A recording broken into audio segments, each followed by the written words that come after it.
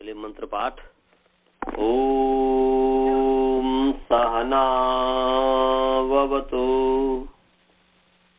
सहनौ भुनक्तु सह वीर्यं करवावहै तेजस्विनावधीतमस्तु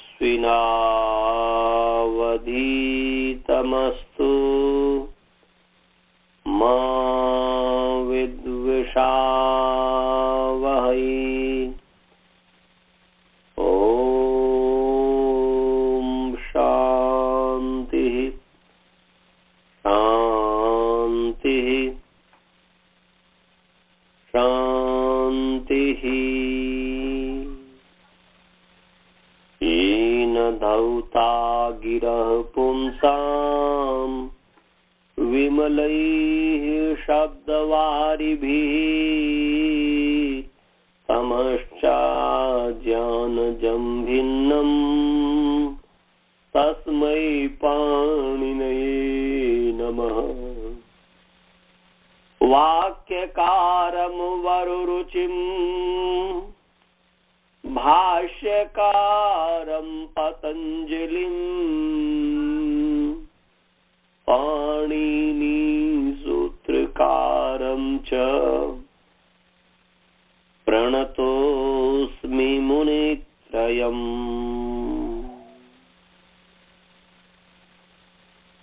आप सभी का प्रथमावृत्ति पाठ में स्वागत है।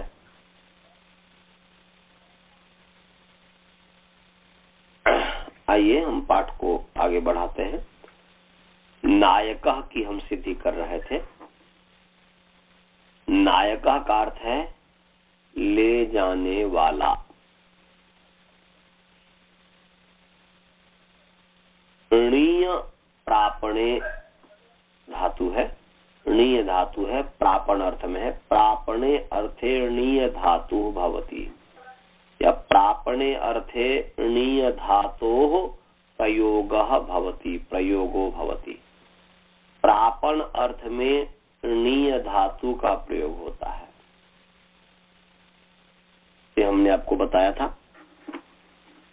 और साथ साथ यह भी बतलाया था, राजभल्ला जी ने पूछा था कि प्रापण का क्या अर्थ है, प्रापण का मतलब क्या है। तो इस पर हमने आपको बताया था, जो प्रापण है, प्रापण का मतलब होता है प्राप्त होना, पहुंचाना, मार्ग दिखाना, पाना, मिलना, ले जाना। तो ये प्रापण का अर्थ है, मैंने पहुंचाना, प्राप्त होना, एक ही चीज हुआ। तो पहुंचाना, प्राप्त होना पहला अर्थ, दूसरा मार्ग दिखाना, तीसरा पाना, मिलना, चौथा ले जाना। तो ये प्रापण का अर्थ है। तो यहाँ पर ले जाना अर्थ है, तो ले जाने वाला। नायकः माने ले जाने वाला। तो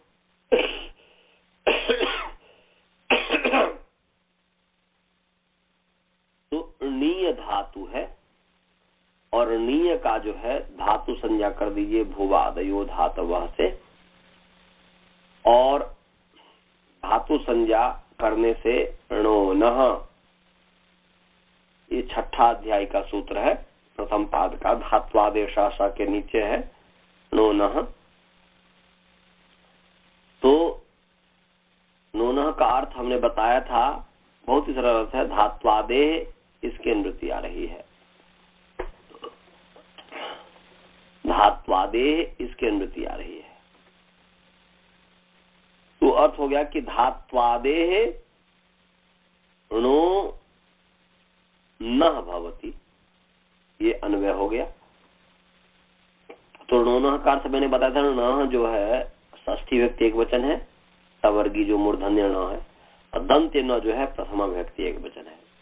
तो अर्थ हो गया कि धात्वादेह णकारस्य स्थाने नकार आदेशो भवति उपदेश अवस्थायाम।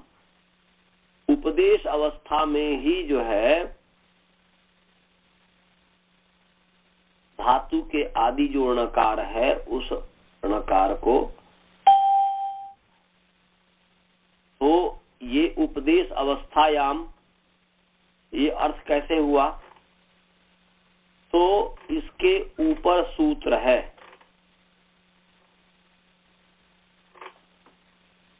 वहां से उपदेशे की अनुवृत्ति आ रही है। ये जो है आपके पास यदि अष्टाध्यायी हो, मुझे अष्टाध्यायी निकालने दीजिए। तो अष्टाध्यायी में आदेच उपदेशे सिति सूत्र है ना कहीं पे, आदेच उपदेशे सिति सूत्र है, उससे उपदेशे की अनुवृत्ति ले आइए। 44वां सूत्र है सर। 44वां सूत्र है, धन्यवाद। तो आदेश उपदेशे स्थिति जो है 44वां नंबर जो सूत्र है 6144, उससे उपदेशे की अनुवृत्ति ले आइए। इसलिए अर्थ हो गया उपदेशे माने उपदेश अवस्थायाम, उपदेश में, ऐसा अर्थ हो गया। उपदेशे धात्वादेः नकारस्य स्थाने नकारः भवति, नकारादेशः भवति, ये अर्थ हो गया। समझ में आ गया जी? आदेश उपदेशे स्थिति से उपदेशे की अनुवृत्ति ले आइए। आदेश मिल गया जी आप लोगों को गुरुकुल में? तो आदेश उपदेशे स्थिति से उपदेशे की अनुवृत्ति आ गई। किसकी अनुवृत्ति आ गई? उपदेशे की अनुवृत्ति आ गई। तो अर्थ क्या हो गया? उपदेशे धात्वादेः णकारस्य स्थाने नकारः भवति, नकारादेशः भवति। क्या अर्थ हो गया जी? उपदेशे धात्वादेः हाँ, नकारस्य स्थाने नकारः भवति, नकारादेशः भवति या नकारादेशो भवति संधि कर दोगे तो ये अर्थ हो गया णोनः का कि उपदेश अवस्था में, उपदेश में धातु के आदि अवयव णकार के स्थान में नकार होता है। तो यहाँ पर णकार है, उपदेश अवस्था है, तो उपदेश अवस्था नीय जो है उपदेश अवस्था है, इसी अवस्था में न को ण कर दो तो हो गया नीय। और नीय और उसी उपदेश अवस्था में य को लोप भी किया जाता है, तो उपदेश अवस्था में ही हलंत्यम कर दो, इतने सूत्र लगा दो। णोनः तो भुवादि धातु धातु संज्ञा किया, णोनः किया, फिर जो है उसी के तुरंत बात जो है एक साथ ही क्या कर दो, हलंत्यम। उपदेशे अंत्यम हलित स्यात्, उपदेश में अंतिम हल की संज्ञा होती है, तो यों की इत संज्ञा हो गई। इत संज्ञा होने से तस्य लोपः तस्येतो लोपः स्यात्, तस्येतो लोपो भवति, तस्य इत संज्ञकस्य स्थाने लोपः आदेशः भवति। तो उस इत संज्ञक के स्थान में लोप आदेश होता है। लोप क्या है? अदर्शनम लोपः। अदर्शनम लोप माने प्रसक्तस्य अदर्शनम लोप संयम स्यात्, यद भूत्वा न भवति तद अदर्शनम। तस्य लोप, जो हो करके न हो उसका नाम अदर्शन माने प्रध्वंसा भाव, जिसको कहते हैं। 5 प्रकार के अभाव में ये प्रध्वंस अभाव है। तो उसका मतलब उसका नाम लोप हुआ, तो लोप हो गया तो बच गया नी। ये यहां तक हमने बता दिया था नी। अब जो है नी की धातु संज्ञा है भुवादयो धातवः से, और भुवादयो धातवः का हमने अर्थ बताया था आपको कि भू इत्यादयः भू प्रभृतयः वा सदृशाः शब्दाः धातवः भवन्ति। अर्थात भू प्रभृतयः क्रियावचनाः शब्दाः, क्रियावाचकाः शब्दाः धातवः भवन्ति। भू इत्यादि क्रियावाचक शब्द के धातु संज्ञा होती है, भू इत्यादि क्रियावाची शब्द धातु होते हैं। तो क्रियावाचिनो भ्वादयः धातवः भवन्ति। क्रियावाची जो भ्वादि है उसका नाम धातु है। तो ये क्रियावाची है, ले जाने वाला ये अर्थ, ले जाना ये अर्थ है, तो इसकी धातु संज्ञा हुई। और धातु संज्ञा होने से धातो इसका अधिकार चला, धातो इसका अधिकार चला। जो 6 मैंने क्या कहते हैं कि 3-1-91 नंबर सूत्र शायद है। और इसके अधिकार में अणुल त्रिचौ ये सूत्र लगा। आचार्य जी, जी एक प्रश्न है। बोलिए, पूछिए क्या प्रश्न है। हमने शुरुआत ही तो धातु से किया था, या धातु से, तो उसकी संज्ञा करने की क्या आवश्यकता है? क्या चीज? हमने शुरुआत तो धातु से ही की है ना। तो फिर धातु की संज्ञा करने की क्या आवश्यकता है? बहुत सुंदर, बहुत अच्छी बात। इनका प्रश्न ये है कि जब हमने शुरुआत ही किया था धातु से, तो फिर दोबारा जो है धातु संज्ञा करने की आवश्यकता क्या है, इनका कथन है। अच्छा है, ठीक बोल रहे हैं। इसमें यह है जय जी कि वहां पर हमने जो धातु संज्ञा किया, हालांकि एक ही मस्तिष्क में तो एक ही बार आपने धातु कर दिया, उसी से सब काम चल जाएगा। परंतु जब हम सिद्धि कर रहे हैं तो उस समय क्या है कि जैसे वहां पर धातु संज्ञा किया तो वहां पर धातु संज्ञा का फल ये था कि णोन से न कोण हो जाए, और यहाँ पर जो धातु संज्ञा किया उसका फल है कि णूल त्रितौ से णूल प्रत्यय हो जाए। तो इसलिए क्योंकि धातु के अधिकार में है, और धातु किसे कहते हैं इसको बताने के लिए हमने धातु संज्ञा किया। यदि आपके मस्तिष्क में ये है कि भाई हमने एक बार तो धातु संज्ञा कर ही दिया, तो क्या करना, वो यदि इस भावना ये भावना है तो ठीक है, परंतु जब लिपिबद्ध करेंगे तो जैसे हमने भाग की सिद्धि में हमने क्या किया, भज को मान घई को मान करके भज की अंग संज्ञा किया, तो अंगस्य के अधिकार में यहाँ पर जो है वृद्धि के लिए कर दिया, अतः भय से वृद्धि हो गई। और जब ज को ग किया तो भी अंग के अधिकार में, इसलिए फिर जो है हमने उसको मान करके अंग संज्ञा किया, और उस अंगस्य के अधिकार में चजो को घृणित हो गया।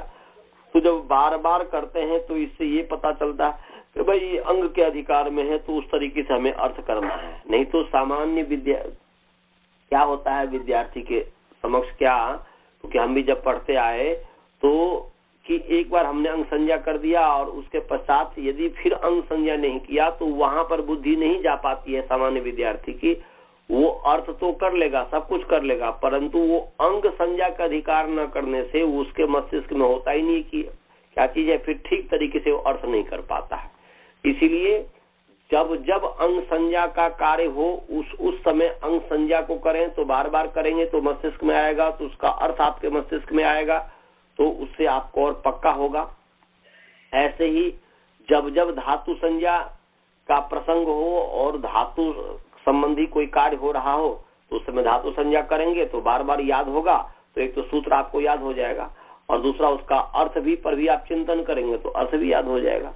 तो इसलिए जब जब ये हो तो ऐसा करें तो अच्छी बात है। सब कुछ तो मस्तिष्क में ही है, परंतु एक गणित की तरह ना जी, गणित में ऐसा थोड़े कि एक यदि आपने क्वेश्चन बनाया और उसमें जो है वहां यदि उस चीज को लिख दिया तो दूसरा क्वेश्चन आएगा तो फिर दूसरे में नहीं करेंगे, सो तो बात नहीं है। बार बार यदि वही अंक आएगा तो बार बार आपको वह अंक लिखना पड़ेगा गणित में। ऐसे ही जब बार बार यहाँ पर अब नूल त्रिचो धातु के अधिकार में है, तो वो यदि आपको करना है तो धातु संज्ञा कर देंगे तो अच्छा रहेगा। अच्छा, ठीक है, समझ गए। हाँ। तो नीम की जो है धातु संज्ञा है भूवादयो धातु से, और धातु संज्ञा होने से धातु इसका अधिकार चला, और इसके अधिकार में णूल त्रिचौ ये प्रत्यय लगा। निकाल लीजिए णूल त्रिचौ प्रत्यय, णूल त्रिचौ ये सूत्र निकालिए। णूल त्रिचौ ये णूल त्रिचौ कहाँ का सूत्र है ये तीसरा अध्याय है। 3-1-137 3 1 133 भाई निकाल लो। 3 1 133 ये है 3 1 133 निकाल लो। मूल त्रिचौ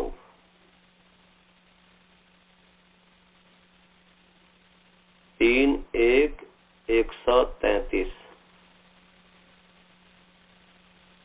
निकाल लिया।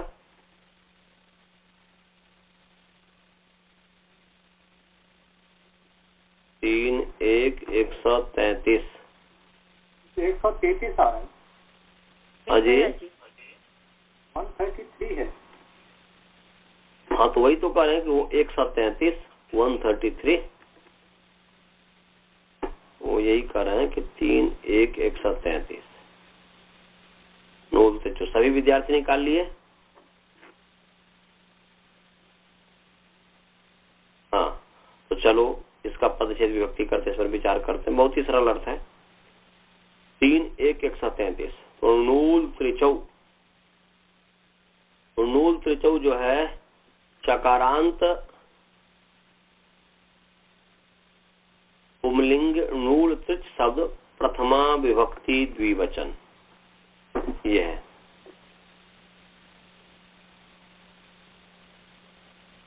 फिर मैं बोल रहा हूं चकारांत पुमलिंग नूल त्रिच शब्द प्रथमा विभक्ति बहुवचन प्रथमा विभक्ति द्विवचन।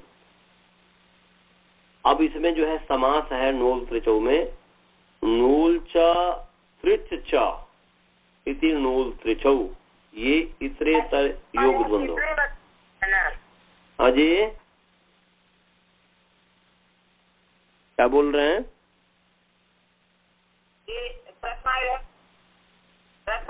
द्विवचन होगा ना। हाँ तो मैंने बहुवचन बोल दिया क्या? हाँ तो गलती बोल दिया। बहुवचन बोल दिया तो गलती बोल दिया। मैं सॉरी मांग लिया था।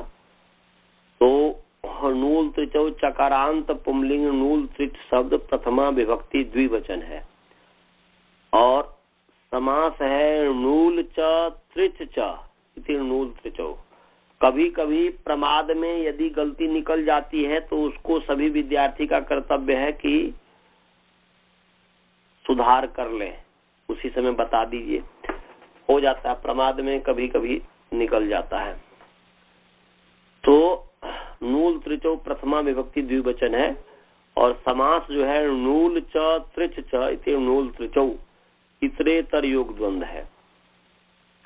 और अभी हमने बताया कि धातु के अधिकार में है तो शायद 3 1 91 91 नंबर सूत्र है ना जी। तो 91 ही नंबर सूत्र का जो भी सूत्र नंबर है हमें याद नहीं है सूत्र नंबर। तो 3 1 91 या 90 देख लेता हूं। हाँ 91 नंबर सूत्र है। हाँ 3 1 91 91 नंबर सूत्र। तो इस धातु का अधिकार है ही क्योंकि इसी के अधिकार में इसलिए धातु नूल त्रिचौ। और पहला और दूसरा जो सूत्र है तीसरा अध्याय पहला पाद का प्रत्यय परश्च। तो प्रत्यय का अधिकार में बताया था ना कि 5 4 के अंतिम सूत्र तक जाएगा। हमने आपको बताया था पहले कि पंचम अध्याय का चतुर्थ पाद का जो 160 नंबर सूत्र है 5 4 160 सूत्र तक जो है हाँ निष्ठा निश्चय। तो 5 4 160 नंबर जो सूत्र है वहां तक जाएगा इसका अधिकार। आप लिख सकते हैं उसके आगे 5 4 160। तो प्रत्यय परश्च इसका अधिकार है ही। इसकी भी अनुवृत्ति आ रही है। तो हमारे सामने पूरा सूत्र बन गया धातु हो प्रत्यय परश्च नूल त्रिचौ। अब इसका अन्वय कर लेंगे कि धातु हो नूल त्रिचौ प्रत्यय परश्च। अब जो है नूल त्रिचौ प्रत्यय है, ये द्विवचन है, इसलिए प्रत्यय को भी द्विवचन कर दीजिए तो हो जाएगा धातोः नूल त्रिचौ प्रत्ययौ, ऐसा हो जाएगा। आगे है फिर पर को भी द्विवचन कर दीजिए, परौ हो जाएगा। परः परौ परे सर्वनाम है, तो धातोः नूल त्रिचौ प्रत्ययौ परौ, और आगे जब द्विवचन से भावतः जोड़ दीजिए तो अर्थ बन गया धातोः नूल त्रिचौ प्रत्ययौ परौ भवतः, ये अर्थ हो गया। क्या अर्थ हो गया जी? धातोः नूल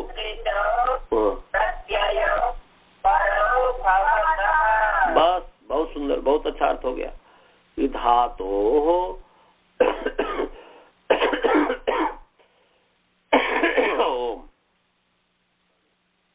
धातोः नूल त्रिचौ प्रत्ययौ परौ भवतः, माने धातु से नूल और तिच प्रत्यय परे होते हैं। धातु से नूल और तिच प्रत्यय होते हैं, वो कहाँ होंगे? पूर्व में होंगे कि पर में होंगे? तो परे होंगे। तो यहाँ पर अर्थ समझ में आ गया? गुरुकुल में सभी विद्यार्थी को समझ में आ गया अर्थ? हाँ, तो अब जो है नी जो है धातु है, इस धातु से नूल और त्रिच प्रत्यय होंगे, तो हमें सिद्ध क्या करना है? नायका सिद्ध करना है ना जी। हाँ, तो धातु मात्र से होते हैं, सभी धातु से। तो यहाँ पर नायका सिद्ध करने के लिए नूल हो जाएगा, नेता सिद्ध करने के लिए त्रिच हो जाएगा। तो नायका सिद्ध करना है, इसलिए नूल प्रत्यय हो गया। क्या हो गया जी? नूल प्रत्यय हुआ। तो नी नूल, क्या जी? नी नूल, परंतु उससे पहले जो है नूल और त्रिच प्रत्यय होते हैं। तो प्रश्न ये है कि किस अर्थ में होंगे, क्योंकि किसी भी धातु का भी अपना अर्थ होता है, प्रत्यय का भी अपना अर्थ होता है। कोई भी शब्द जो है कोई भी शब्द किसी अर्थ को देता है तो वह केवल धातु के अर्थ को नहीं देता, केवल प्रत्यय के अर्थ को नहीं देता। वह धातु का जो अर्थ है और प्रत्यय का जो अर्थ है, दोनों मिला करके फिर अर्थ को देता है। तो यहाँ पर नायक जो शब्द है, इसमें नी का अर्थ है लेना, ले जाना, और नूल जो है इसका भी अर्थ होगा, उसका अर्थ है वाला। तभी अर्थ होता है ले जाने वाला, माने केवल धातु का प्रयोग नहीं करना, केवल प्रत्यय का प्रयोग नहीं करना, धातु और प्रत्यय दोनों का प्रयोग करना है, और दोनों को मिला करके जो अर्थ होगा वही अर्थ होगा। तो यहाँ पर प्रत्यय का भी अर्थ है, धातु का अर्थ तो आप समझते हैं कि नीय का अर्थ क्या है जी? नीय धातु का क्या अर्थ है? ले जाना, प्राप्त होना इत्यादि। तो यहाँ पर नायक में है ले जाना। क्या अर्थ है जी? ले जाना। तो ये नी का अर्थ है, परंतु नूल जो आया इसका भी तो कोई प्रत्यय, इसका भी तो कोई अर्थ है। ये भी अपने आप नूल और त्रिच प्रत्यय का भी अर्थ होता है, बिना अर्थ का हो ही नहीं सकता, क्योंकि प्रत्यय का अर्थ ही होता है। प्रत्यय किसको कहते हैं? तो प्रत्यायति अर्थम बोधयति यह स प्रत्यय। लिख लो, प्रत्यय किसको कहते हैं? प्रत्यायति, प्रत्यय इक्वल टू प्रत्यायति। प्रत्यायति का अर्थ है अर्थम बोधयति प्रत्यायते। हाँ, का अर्थ है इक्वल टू बराबर अर्थम बोधयति। प्रत्यायति का ही अर्थ है। प्रत्यायति माने अर्थम बोधयति। यह सप्रत्यय माने जो अर्थ को बोध कराता है, अर्थ का ज्ञान कराता है, उसका नाम प्रत्यय है।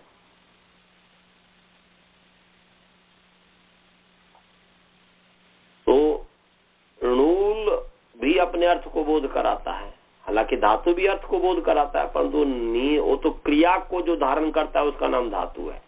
तो नी तो धातु है। अब णूल है, णूल भी अर्थ को बोध कराता है, तो इसलिए इसका नाम प्रत्यय है। प्रत्यय कहते ही उसका नाम जो अर्थों को बोध कराए। प्रत्यय का भी अपना अर्थ होता है। तो यहाँ पर प्रत्यय का अपना अर्थ क्या है, ये समझना जरूरी है। तो इसको समझने के लिए आपको पहले कृदतिंग सूत्र निकालिए और उसके बाद फिर कर्तरी कृत। कृदतिंग सूत्र निकालिए जी। कृदतिंग निकालिए। कृदतिंग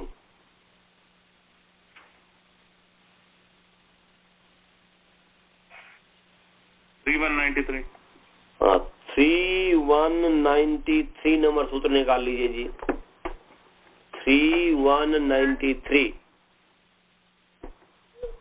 3193 नंबर सूत्र निकालिए।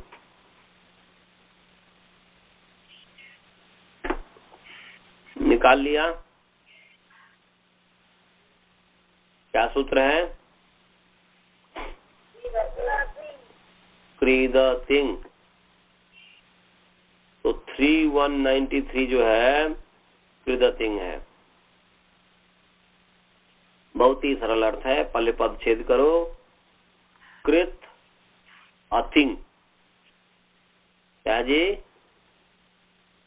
कृत अतिंग। हाँ, पद छेद हो गया। और विभक्ति क्या हुआ? तो कृत जो है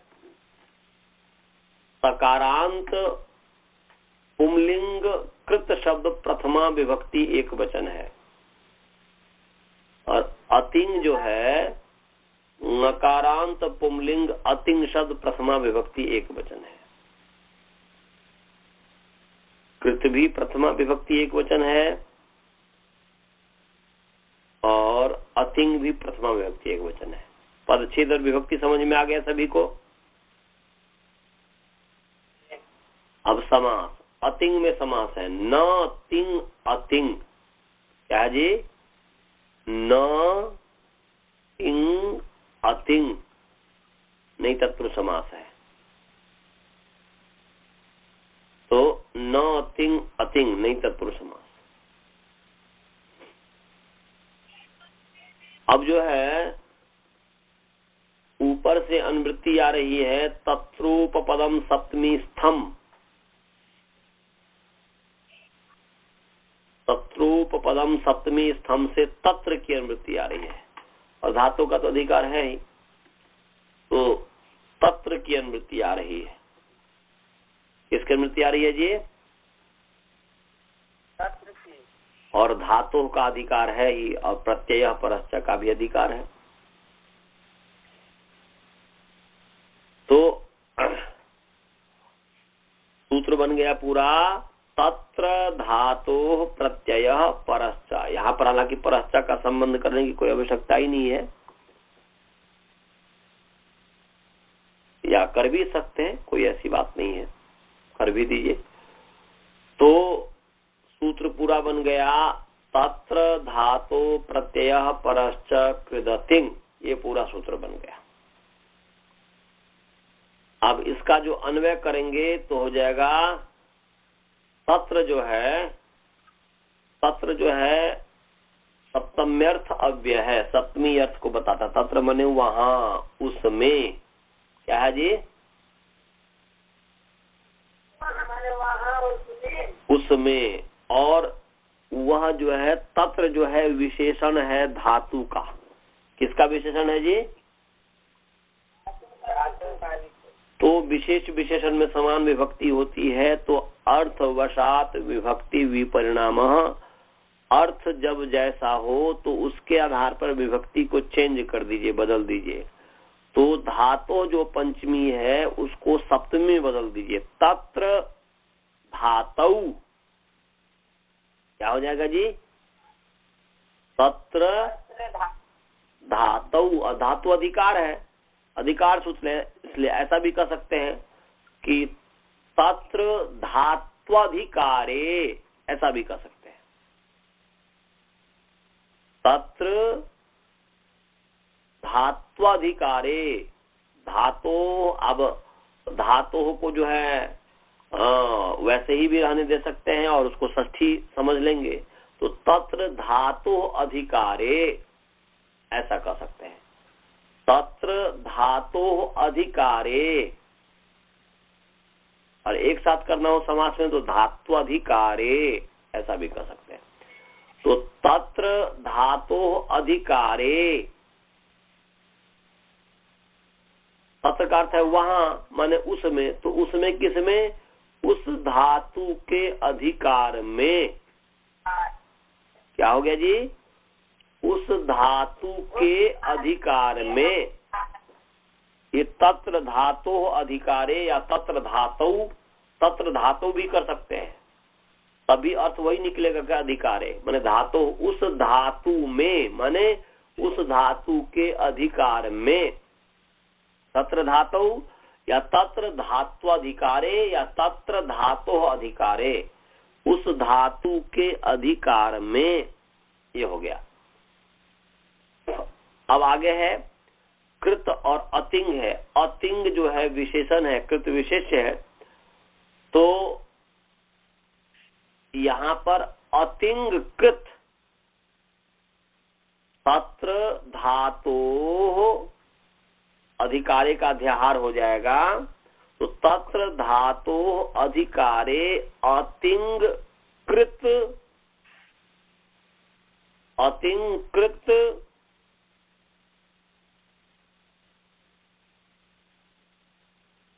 फिर जो है प्रत्यय परश्च, और फिर आगे भवती जोड़ दीजिए।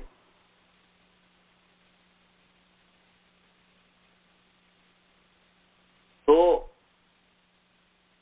ये हमने ये अन्वय किया। इसमें ऐसा भी कर सकते हैं क्योंकि ये तो विधि सूत्र तो है नहीं, ये तो जो है, ये जो सूत्र है ये संज्ञा सूत्र भी करता है, संज्ञा भी करता है, और ये अधिकार भी हो गया। ये संज्ञा भी करता है, अधिकार भी है, तो संज्ञा तो है ही क्योंकि कृत संज्ञा करता है। और ये कही रहा कि तिंग भिन्न प्रत्यय का नाम कृत है।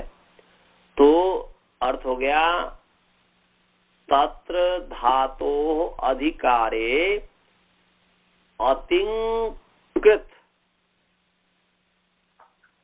यहाँ पर अतिंकृत, यहाँ पर परह जो प्रत्यय पर जो है, परह जो है उस अतिंकृत से पहले कर दीजिए। तो तत्र धातु अधिकारे परह अतिंकृत, अतिंग कृत या अतिंग माने तत्र धातु अधिकारे परह अतिंग प्रत्यय कृत, ऐसा अन्वय कर दीजिए। तत्र धातु अधिकारे, अधिकारे का अध्यार कर लेंगे कि अधिकार है और उसमें तत्र के कारण उसमें सप्तमी विभक्ति हो गई। तो तत्र धातु अधिकारे परह अतिंग प्रत्यय कृत, और आगे जोड़ दीजिए भवती। ये हो गया अन्वय। समझ गया जी? तत्र धातु अधिकारे परह अतिंग प्रत्यय अतिंग प्रत्यय कृत और आगे भवती जोड़ दो, आगे भवती जोड़ दो। ये क्रम है, ये अर्थ बन गया कि तत्र धातो अधिकारे परः अतिंग प्रत्यय कृत आगे भवती। ये अर्थ हो गया कि उस धातु के अधिकार में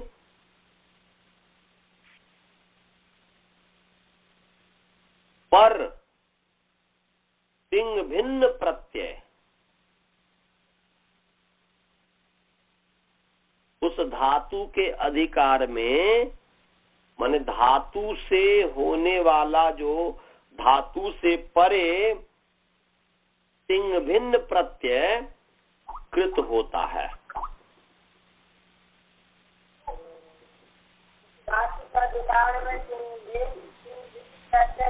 हाँ, उस धातु के अधिकार में धातु से परे, धातु का इसलिए दो बार आप धातु कर सकते हैं कि उस धातु के अधिकार में प्रत्यय तो धातु से परे ही होगा, तो उस धातु के अधिकार में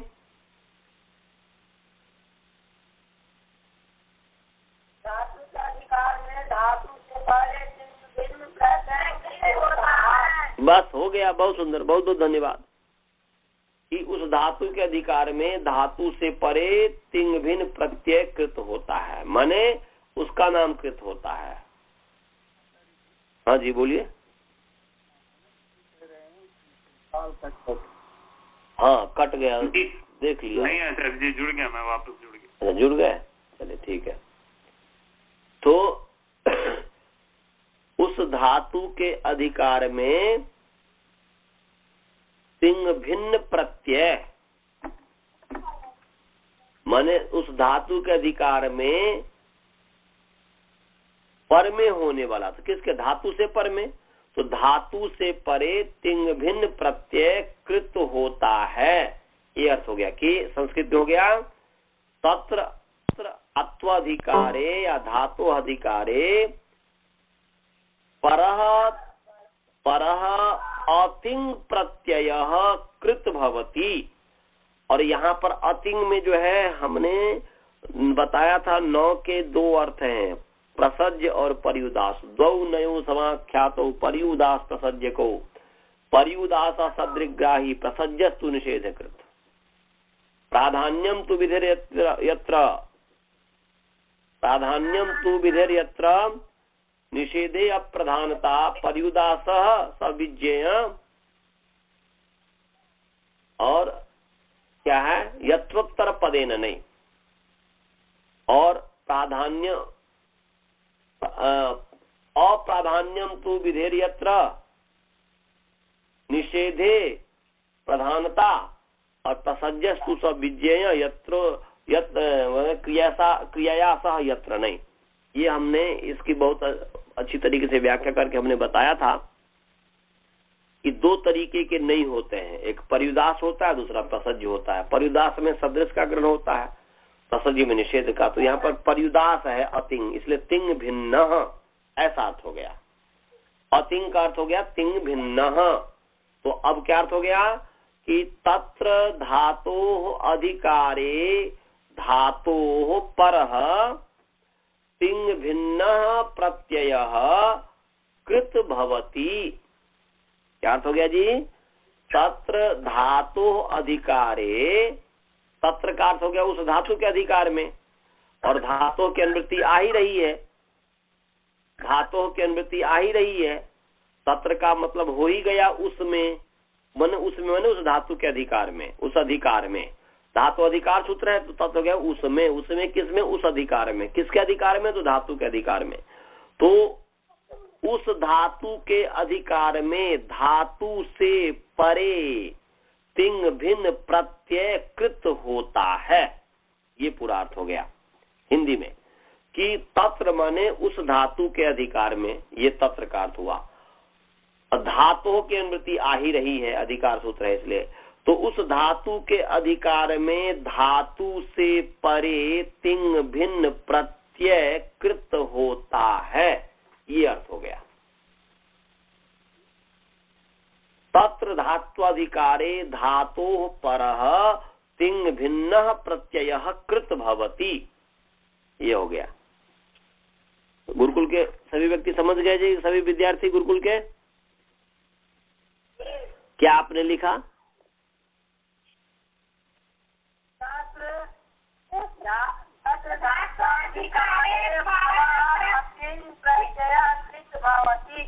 उस धातु के अधिकार में धातु से परे है, तिंग भिन्न प्रत्यय होता है, तिंग भिन्न प्रत्यय कृत होता है।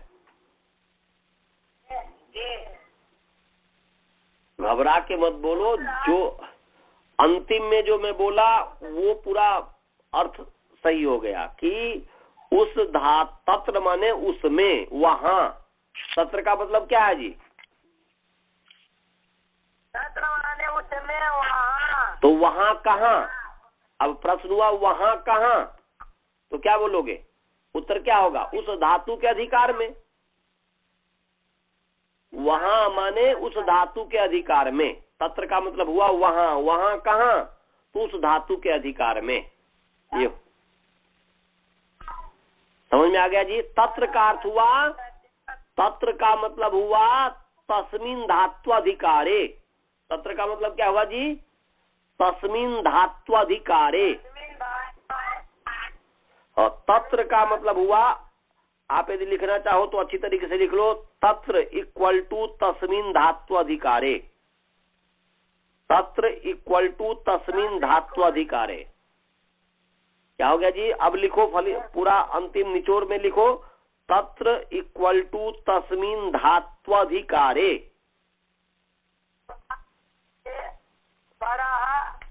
अब रुको रुको रुको रुको रुको, आगे मत बढ़ो। तत्र का आपने क्या अर्थ लिखा?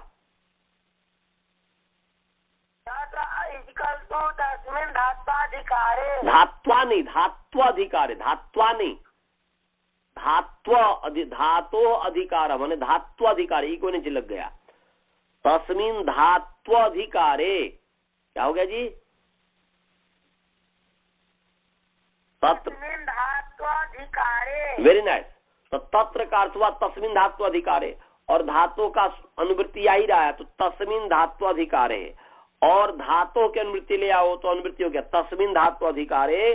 धातो प्रत्यय पर की अनुवृत्ति आ ही रही है, तो तस्मिन् धात्वाधिकारे। तत्र में तस्मिन् धात्वाधिकारे धातो परः तिंग भिन्न प्रत्यय कृत भवति, ये हो गया। क्या हुआ जी अर्थ? धात्वा क्यों कहते हो? धात्वा क्यों कहते हो? आ से ज्यादा प्यार है क्या? मैं बोल रहा हूँ आ है ही नहीं यहाँ पर। धात्वाधिकारे बोलो।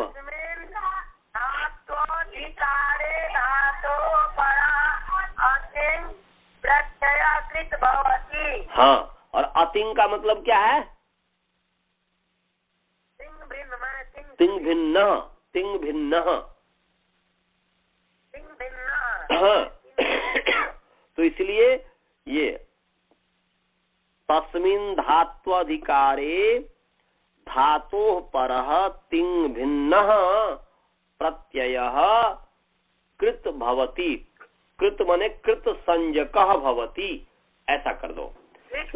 कृत संज्ञकः भवति। कृत भवति माने कृत संज्ञकः भवति, इस चीज को समझना। तस्मिन् धात्वाधिकारे धातोः परः तिंग भिन्न प्रत्यय कृत संज्ञकः भवति। क्या हो गया अब अर्थ? उस धातु के अधिकार में धातु से परे तिंग भिन्न प्रत्यय कृत संज्ञा होता है। कृत नाम वाला होता है, कृत संज्ञा वाला होता है। हिंदी में कहो संज्ञकः, मैंने कहा था ना जी, या संज्ञा। कृत नाम वाला होता है। जैसे आप श्रवण नाम वाले हैं, बालबोध नाम वाला कोई है, कोई नित्यानंद नाम वाला है, कोई सुबोध नाम वाला, तो कृत नाम वाला अर्थात उसका नाम कृत होता है। कहने का अभिप्राय ये हुआ। हमें लग रहा कि अब सब विद्यार्थी को समझ में आ गया होगा। समझ में आया जी? बसुधा जी समझ में आ गया?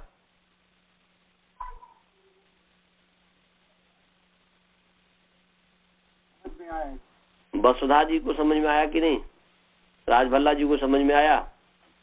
आ गया जी। चलिए जी। तो आचार्य जी यहाँ वुल की कृत संज्ञा हुई ना? हाँ जी। नू की कृत संज्ञा हुई ना? और नूल और त्रिच की कृत संज्ञा हुई। अब वहाँ पर घटाएंगे, अभी तो अर्थ बताया, अब घटा रहे हैं, घटा के बताता हूँ।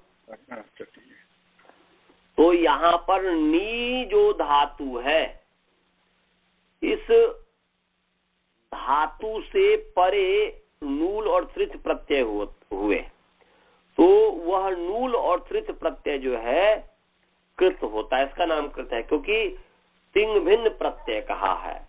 तो तिंग क्या है जी? तो तिंग का मतलब है जो तिप तस जी सिप थस थ मिब बस मस ता ताम झ था सा थाम ध्व मिड वही महिंग।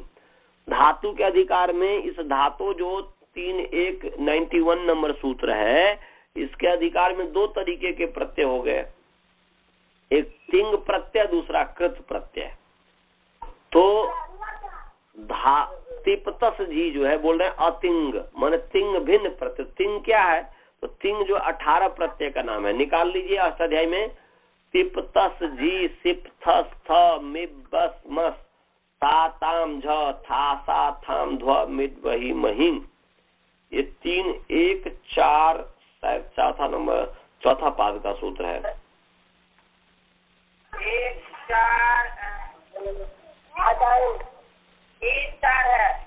3.478 नंबर सूत्र है, निकाल लीजिए। 3.478 78 नंबर सूत्र है। 3.478 नंबर सूत्र है, निकाल लिया।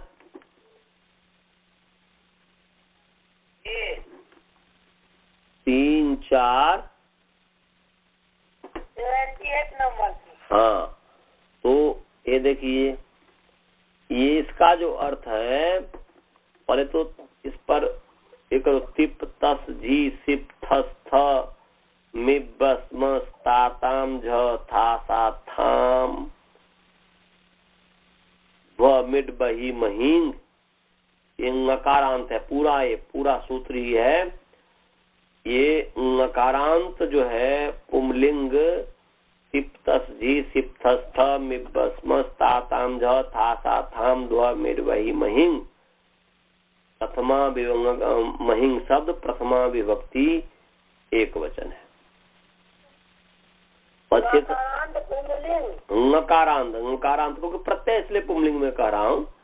तो नकारांत पुमलिंग तिप तस जी सिप थस थ मिब बस मस ता ताम झ था सा थाम ध्व मिड बही महिंग। ये जो है शब्द प्रथमा विभक्ति एक वचन है। नकारांत पुमलिंग ये शब्द प्रथमा विभक्ति एक वचन है। अच्छे समझ गए जी? एक ही पद है ये, इसमें समास है। सिप च तस च झी च सिप च थस च। ध्यान रखिएगा यहाँ पर समास नहीं, यहाँ पर संधि नहीं कीजिएगा, संधि से शंका हो जाएगी, इसलिए जैसा है वैसा ही। सिप च तस च, स का सही दंती सही रहने दीजिएगा। तो सिप च तस च झी च सिप च थस च थ च मिप च वस च मस च त च आताम च झ च था च आथाम च ध्वम च इट च वही च महिं च। यहाँ पर जहाँ जहाँ जैसे तिप तस झी, तिप च तस च झी च माने झीश च, यहाँ पर पर झिश्च कर सकते हैं आप, झिश्च कर दीजिए, क्योंकि बिना पद का तो प्रयोग किया नहीं जा सकता, इसलिए तिप च तश्च झिश्च या झिश्च, तिप च थश्च, फिर जो है वहां पर थश्च, मिप च वश्च मश्च तश्च आताम च झश्च झश्च थाश्च आथाम च ध्वम च इट च वहिश्च महिं च इति तिप्त जी सिप्थस्थ मिब्बस्म ताताम झ थासाथाम ध्वमिर्वहि महिं। ये समाहार द्वंद्व समास है। कौन सा समास है जी? समाहार द्वंद्व समास। हाँ, ये समाहार द्वंद्व समास है। और ऊपर से अनुवृत्ति जो आती है वह लस्य की अनुवृत्ति आती है। किसकी आती है जी? लस्य की आती है। और धातु की अनुवृत्ति आती है और प्रत्यय परस्य की आती है। धातु और प्रत्यय परस्य की तो आती ही आती है, और इसके ऊपर जो लस्य है उसकी अनुवृत्ति आती है। तो अन्वय हो गया धातु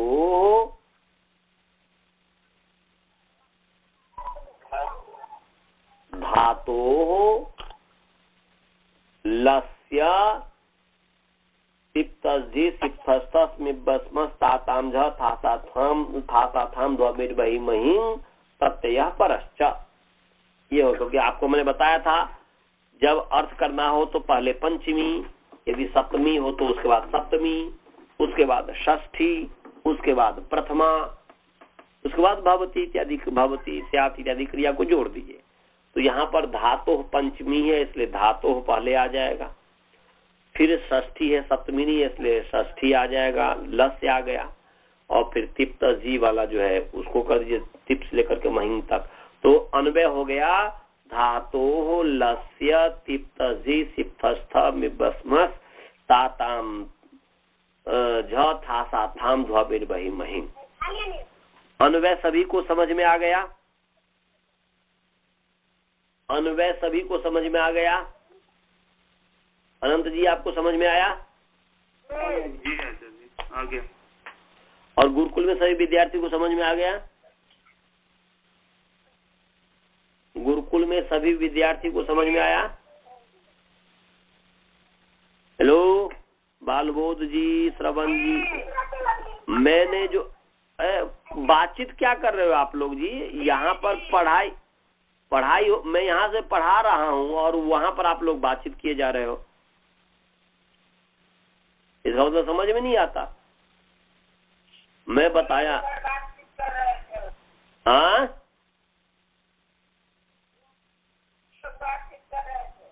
तो डिस्टर्ब होता है ना, सब रिकॉर्ड होता है आप लोग जो बातचीत करते हो। चलो, मैं बता रहा था कि अर्थ करने के लिए सबसे पहले कौन सी विभक्ति लाएंगे? अर्थ करने के लिए सबसे पहले यदि सूत्र में है, सबसे पहले पंचमी, सप्तमी, षष्ठी, प्रथमा।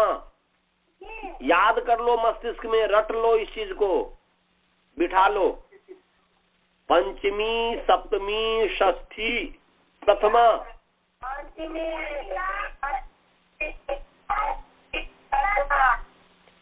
एक आदमी बोलो, बोलोगे तो सब एक साथ बोलोगे। पंचमी, सप्तमी, षष्ठी, प्रथमा। बस यही तो है, यही रहस्य पूरे अध्याय 4000 सूत्र का अर्थ करने, बस यही है। इस पद्धति से मस्तिष्क में रखोगे तो कभी भारी लगेगा ही नहीं अर्थ करने में। तो यदि उसमें अब इसमें देखना होता है पंचमी नहीं होगा तो फिर सप्तमी होगा, सप्तमी नहीं होगा तो फिर हाँ बोलो, क्या पूछ रहे हैं?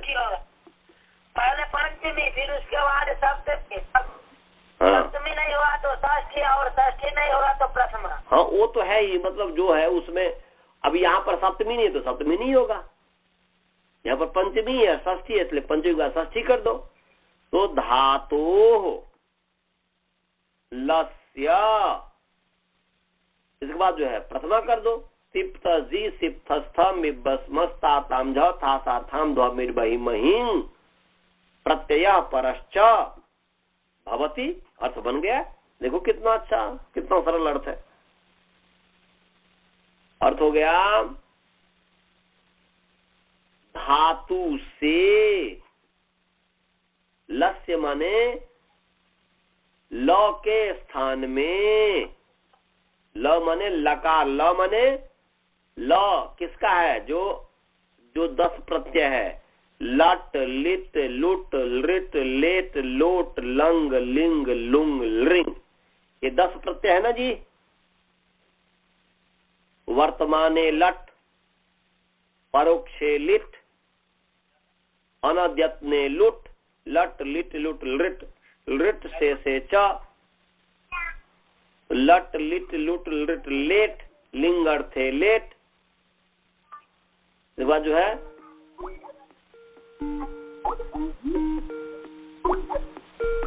जय जी, आप इसमें नहीं जुड़े हैं क्या? नहीं, मैं जुड़ा हूँ ना, मैं कॉन्फ्रेंस कॉल में हूँ। ओहो, या किसी दूसरे का अभी हो रहा है, वो इंडिया से फोन आ रहा है, समझ गया।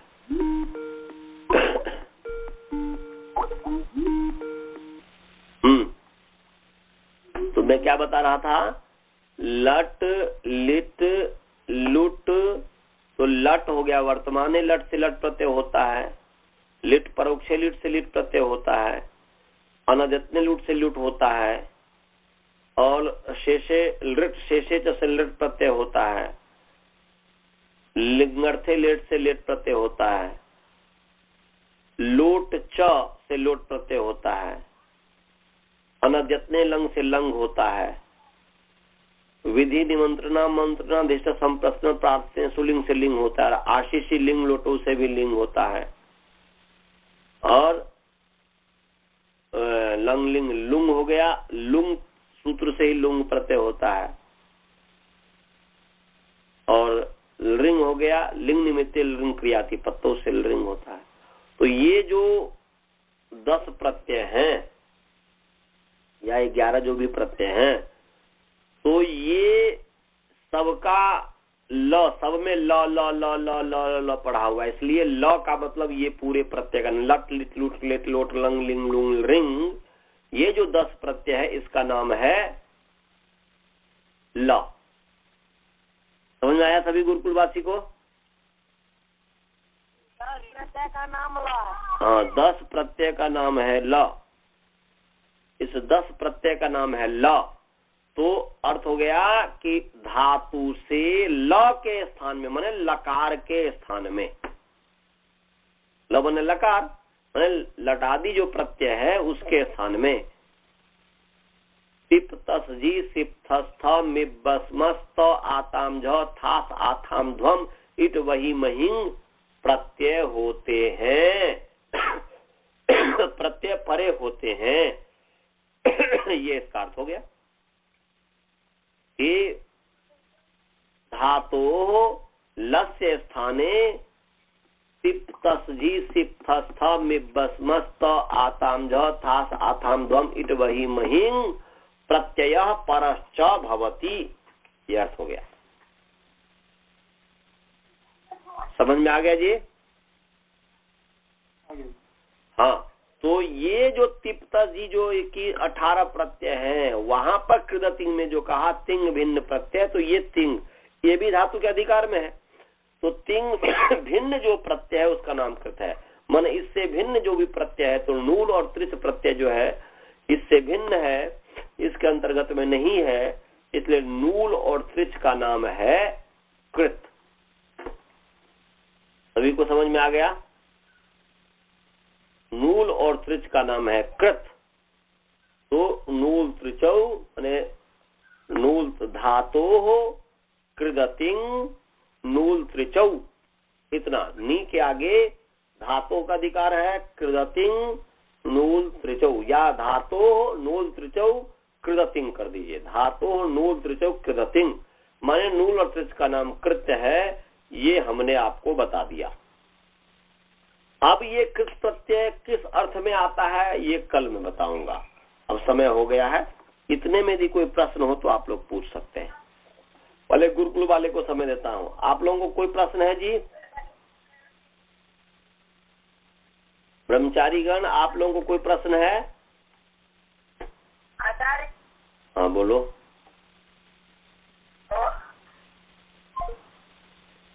ओहो, कट गया। चलो जी, आप बोलो जी। आचार्य जी, हाँ बोलिए। मैं थोड़ा देर से जुड़ा तो पूछता था कि कल कक्षा होगी, कल दिवाली है। कल कौन सा दिन है? कल दिवाली है, कल थर्सडे है। नहीं तो कल कक्षा नहीं होगी। नहीं होगी ना? नहीं, कल नहीं होगी। सभी को ईमेल भेज दीजिए। अब तो सब यहाँ तो है ही सभी व्यक्ति, तो तभी भेज दीजिएगा। ये तो है, आप तो बाकी कुछ शायद जुड़े नहीं है मेरा ख्याल। हाँ, कुछ नहीं जुड़े, जो भी हो तो भेज दीजिएगा। कल दीपावली इसलिए कल नहीं होगी। फिर हम संडे को मिलेंगे। आज ही तो दीपावली है।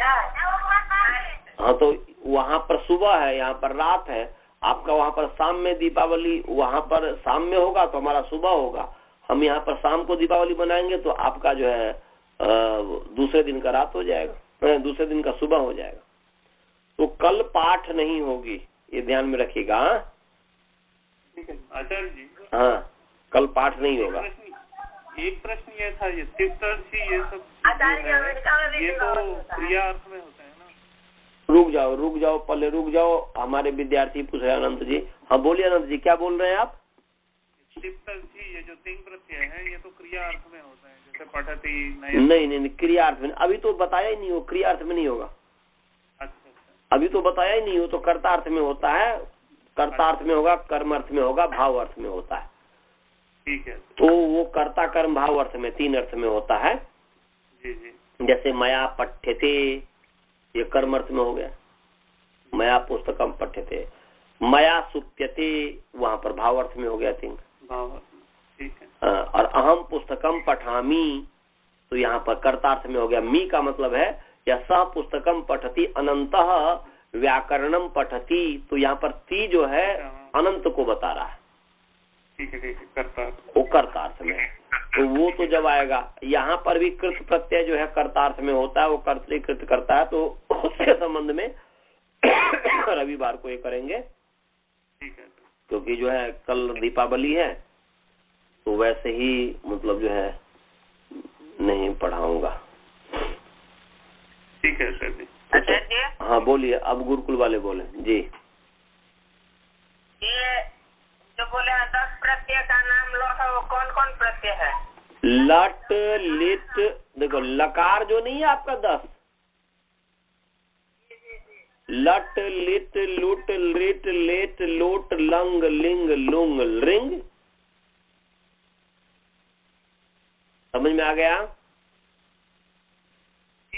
हाँ, ये 10 जो लकार है इसी का नाम है ल। तो इस पर आप सभी लोग विचार कीजिएगा। और किसी को कोई प्रश्न, वसुधा जी को या वासुदेवन जी को, किसी को भी कोई प्रश्न हो? नहीं है जी। नहीं है तो मंत्र पाठ करें। चले जी। ओम पूर्णमदः पूर्णमिदं पूर्णात् पूर्णमुदच्यते पूर्णस्य पूर्णमादाय पूर्णमेवावशिष्यते। ओम शांति शांति शांति। और दीपावली की सभी को शुभकामनाएं। परमात्मा आप लोगों को जो है दीप की आवली आपके जीवन में कर दे, दीपों का कतार लग जाए, प्रकाशों का कतार लग जाए। उस दीप में से एक दीप तो अभी पढ़ ही रहे हैं, व्याकरण की मूल है। आगे प्रकाशित होने के लिए व्याकरण जरूरी है, तो व्याकरण रूपी दीप आप पढ़ रहे हैं, ये आपके जीवन में ये प्रकाशित करे, आपको आगे बढ़ाए। ये मेरी शुभकामना है आप सबके लिए। धन्यवाद। धन्यवाद सर।